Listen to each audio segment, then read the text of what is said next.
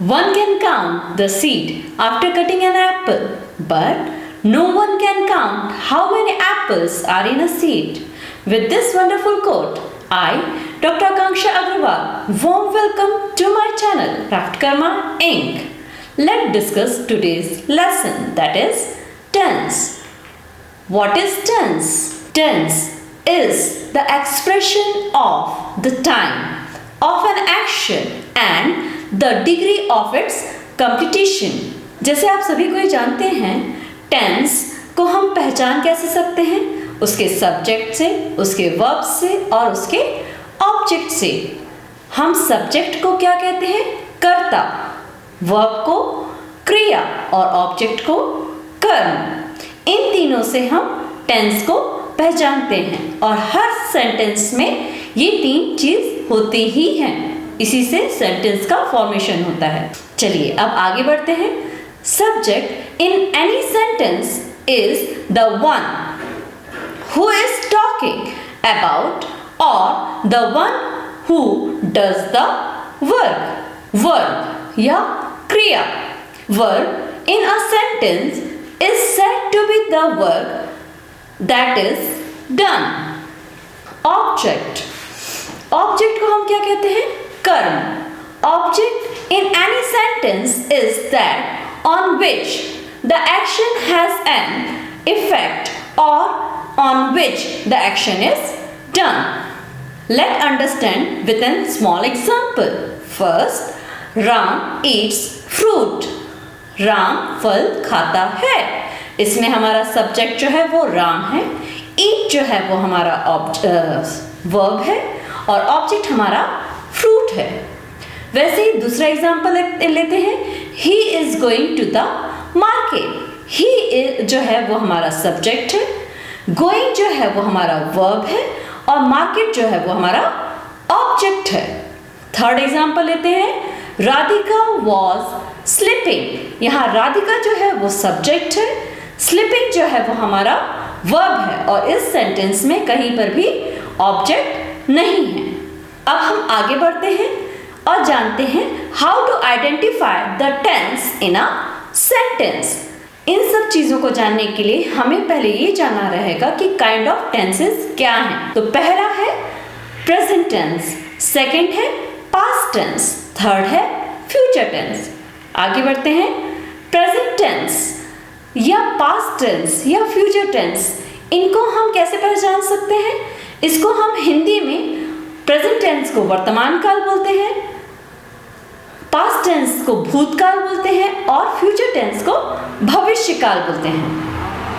We can not speak tense without considering two components of English, that is time and aspects. In simple word, time expresses past, before now पहले, present now और any time that includes now अभी को जो include करता है और future को after now जो आने वाला है। In a little more detail we can say present tense. Present tense को अगर हमको डिफाइन करना होगा तो हम प्रेजेंट टेंस को क्या कह सकते हैं? Things that are true when the words are spoken और written. Past tense, things that were true before the words were spoken or written. Future tense, things that will be true after the words are spoken or written. Now, what is aspects of tenses? Aspects of tenses refer to the duration of an event within a particular tense. In other words, the aspect of a tense allows us to describe or understand how an event unfolds over time. English में जो 4 aspects हैं वो मैं आपको बता देती हूँ। Simple tense, continuous tense, perfect tense and perfect continuous tense। ये 4 टाइप के tenses होते हैं। अभी जो मैंने आपको एस्पेक्ट्स बताए हैं उसके आपको मीनिंग बताते हैं। First, that is simple. Simple tense किसी भी के साथ लगा सकते हैं, पास्ट टेंस, फ्यूचर टेंस या प्रेजेंट टेंस। तो इसका मीनिंग क्या होता है हम पहले वो जानते हैं। The simple tense is the most basic way of expressing a verb in English. Simple tense are a verb tense for past, present and future. Continuous tense जो सेकेंड टाइप का टेंस होता है वो continuous tense होता है। इसकी meaning क्या है? The continuous tense shows an action that was or will be in progress at a certain time. The continuous tense is formed with the verb be, be, and ing, ing form of the verb. Then the third, that is perfect tense. Perfect tense को हम कैसे समझ सकते हैं? Perfect tense are a category of a verb tense used to describe a completed action, जिसमें हमको ये पता चलता है कि हमारा एक्शन कंप्लीट हो गया, हमारा काम जो है वो कंप्लीट हो चुका है। The perfect continuous tense indicates that an action or a situation is happening now or and is independent and may continue in the future. Future में वो कंटिन्यू हो सकता है। किसी भी टेंस को स्टार्ट करने से पहले उसमें एक जैसे प्रेजेंट टेंस चालू की, उसमें हम सिंपल प्रेजेंट टेंस लिखे तो हर में 3 टाइप के होते हैं, that is affirmative, negative and interrogative. Affirmative sentence वो सेंटेंस होते हैं जिसमें पॉजिटिव वर्ड्स यूज करते हैं, नेगेटिव सेंटेंस जिसमें नॉट या नो का यूज करते हैं, और इंट्रोगेटिव सेंटेंस वो सेंटेंस होते हैं जिसमें हम क्वेश्चनिंग करते हैं। चलिए अब हम आगे बढ़ते हैं जो कि है प्रेजेंट टेंस, जो फर्स्ट टाइप का टेंस है। जैसे कि हम वर्ड से ही समझ सकते हैं प्रेजेंट टेंस क्या है, जो अभी हो रहा है, जो अभी वर्तमान में है। When an action is happening now or when it is happening regularly, it is called a simple present tense या present tense. It is formed by using the root form or by adding s or es to the end of the word. Present tense के भी 4 form होते हैं, present simple tense, present continuous tense, present perfect tense and present perfect continuous tense. इसका मैंने आपको starting में ही meaning बताया था कि simple tense, continuous tense, perfect tense and perfect continuous tense. तो उसी के हम आगे बढ़ रहे हैं। अब इनके अंदर में हमको 3 पार्ट्स मिलेंगे जो मैंने अभी आपको बताया, अफर्मेटिव, नेगेटिव एंड इंट्रोगेटिव। इसका मैं आपको रूल्स बताऊंगी और इसका एक एक आपको एग्जाम्पल भी एक्सप्लेन करूंगी। Present simple tense, present simple tense का अगर हमें अफर्मेटिव सेंटेंस बनाना मतलब पॉजिटिव सेंटेंस बनाना है तो इसका रूल होता है subject plus verb plus object. इसका एग्जांपल हम कैसे बनाएंगे? He plays cricket. इसका प्रेजेंट सिंपल टेंस का अगर हमको नेगेटिव सेंटेंस बनाना है तो इसके लिए रूल होगा सब्जेक्ट प्लस डू और does plus not plus V1 plus object. इसका एग्जांपल हम कैसे बनाएंगे? He doesn't play cricket. Interrogative sentence अगर हमको बनाना है प्रेजेंट सिंपल टेंस का तो डू और does plus subject plus verb plus object plus interrogative mark या क्वेश्चन मार्क। इसका हम सेंटेंस फॉर्मेशन कैसे करेंगे? Does he play cricket question mark. Okay, now हम सेकेंड टाइप के प्रेजेंट टेंस के फॉर्म में आते हैं, that is present continuous tense. इसमें भी 3 पार्ट्स होते हैं, अफर्मेटिव, नेगेटिव एंड इंट्रोगेटिव। इसके अफर्मेटिव का रूल है सब्जेक्ट प्लस इज और एम और are plus V1 plus ing plus object. इसका हम एग्जांपल कैसे बनाएंगे? He is playing cricket.